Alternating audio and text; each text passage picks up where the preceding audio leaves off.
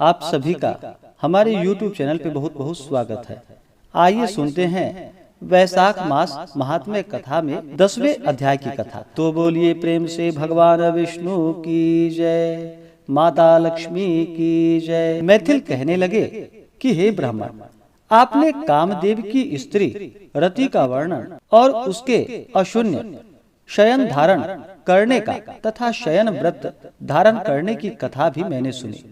अब कृपा करके यह बतलाइए कि इस व्रत की विधि क्या है, इसमें क्या दान किया जाता है और इसका फल क्या होता है। कृपा पूर्वक मुझको सविस्तार समझाइए। यह बात सुनकर श्रुतदेव कहने लगे कि वह अशून्य शयन व्रत पापों का नाश करने वाला है। इसका विधान पहले ही श्री हरि ने लक्ष्मी जी से कहा था, वह मैंने तुमको सुनाया। इस व्रत के करने से भी लक्ष्मीपति भगवान विष्णु प्रसन्न होते हैं।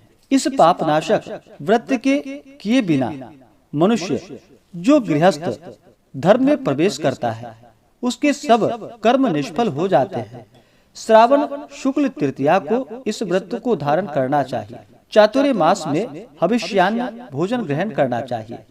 लक्ष्मी नारायण के पूजन को चातुर्य मास व्यतीत हो जाने पर विधिवत इसका पालन करना चाहिए। किसी ब्राह्मण को जूता दान करे, सोने या चांदी की मनोहर मूर्ति बनवाकर पीतांबर से उसको सुशोभित कर, श्वेत पुष्प और सुगंधित द्रव्यों से उसका पूजन कर, फिर ब्राह्मण के निमित्त शय्या दान करे और उसका पूजन करे तथा भोजन करावे, दक्षिणा देवे।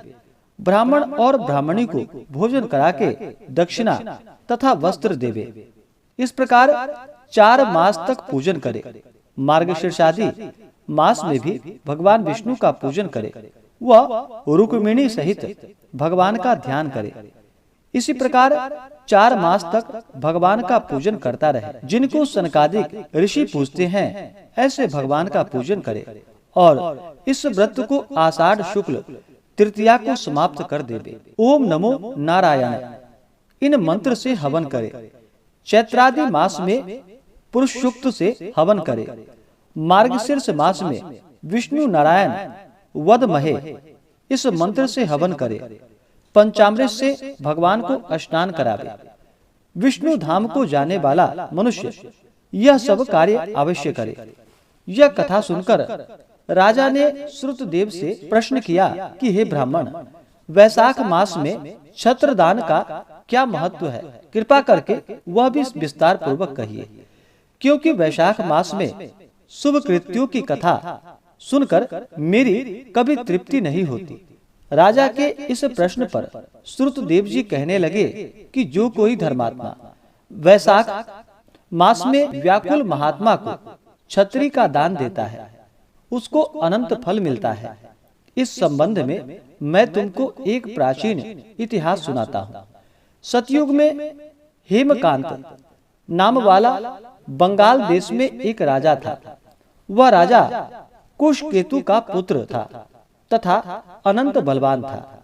वह राजा एक समय शिकार खेलने के लिए वन में गया और वहां पर अनेक मृग और शूकरों को मारता हुआ दोपहर में बहुत थक गया, तो मुनियों के आश्रम में गया।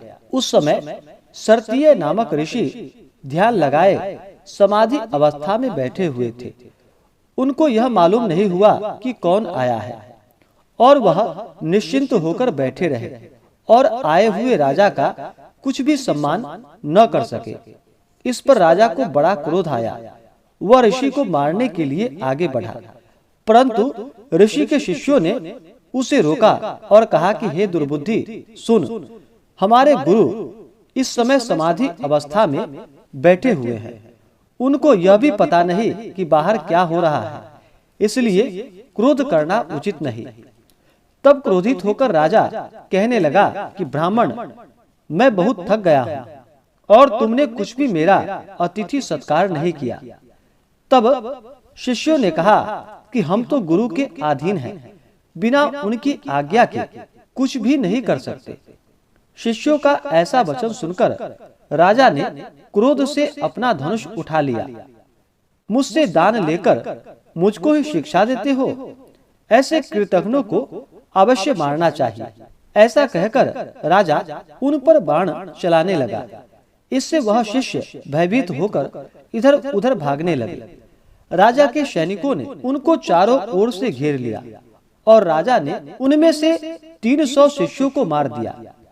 जब आश्रम में कोई न रहा तो आश्रम की सब वस्तुएं लेकर राजा और उसके सैनिकों ने खूब भोजन किया।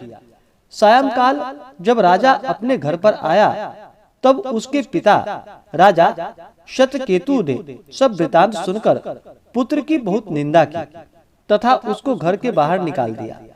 जब पिता ने उसको त्याग दिया और राजा हेमकांत वन में चला गया तो वह अत्यंत व्याकुल होकर इधर उधर फिरने लगा और ब्रह्म हत्या उसको सताने लगी।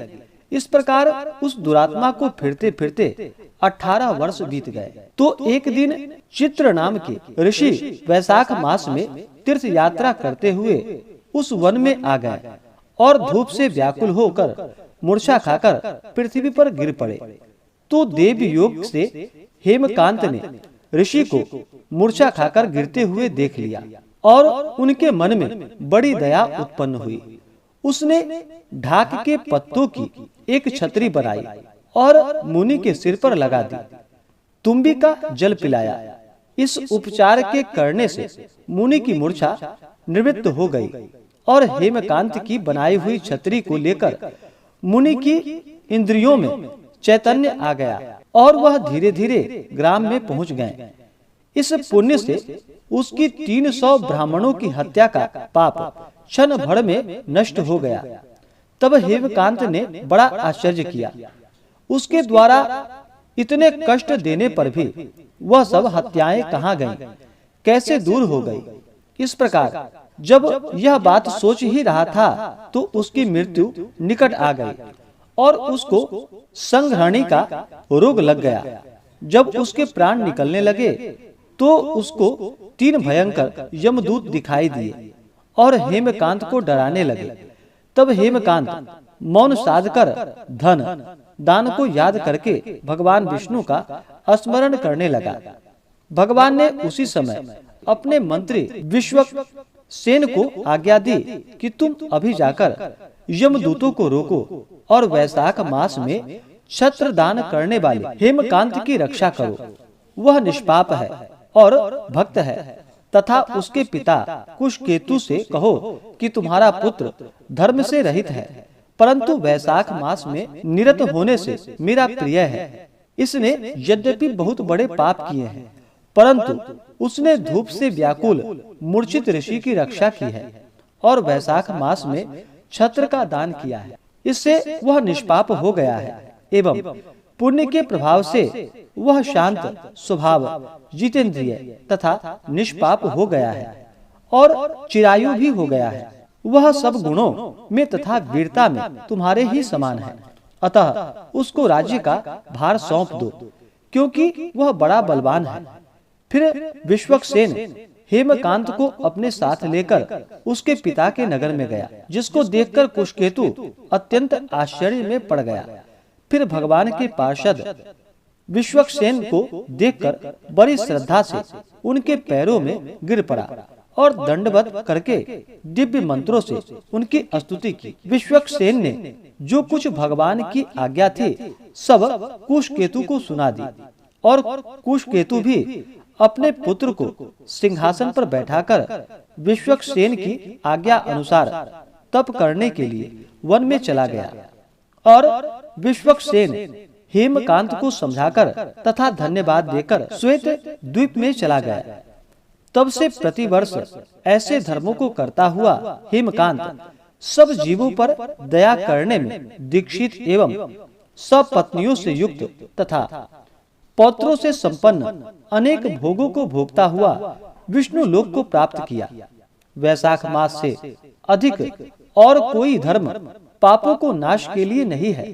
यह पापों का नाश करने के लिए जलते हुए ईंधन का काम करता है और धर्म, अर्थ, काम और मोक्ष सब पदार्थों को देने वाला है। इस प्रकार से श्री स्कंद पुराणीय वैशाख महात्म्य में नारद एवं अम्बरीश के संवाद में छत्रदान प्रशंसा रूपी नामक 10वां अध्याय पूर्ण हुआ। तो बोलिए प्रेम से भगवान विष्णु की जय। इसी प्रकार से आगे के अध्याय को सुनने के लिए हमारे चैनल पे अगर आप नए हैं तो चैनल को लाल बटन दबा करके सब्सक्राइब करें, साथ में बेल आइकन घंटी को दबाएं ताकि मेरे वीडियो का नोटिफिकेशन आपको समय से मिलता रहे।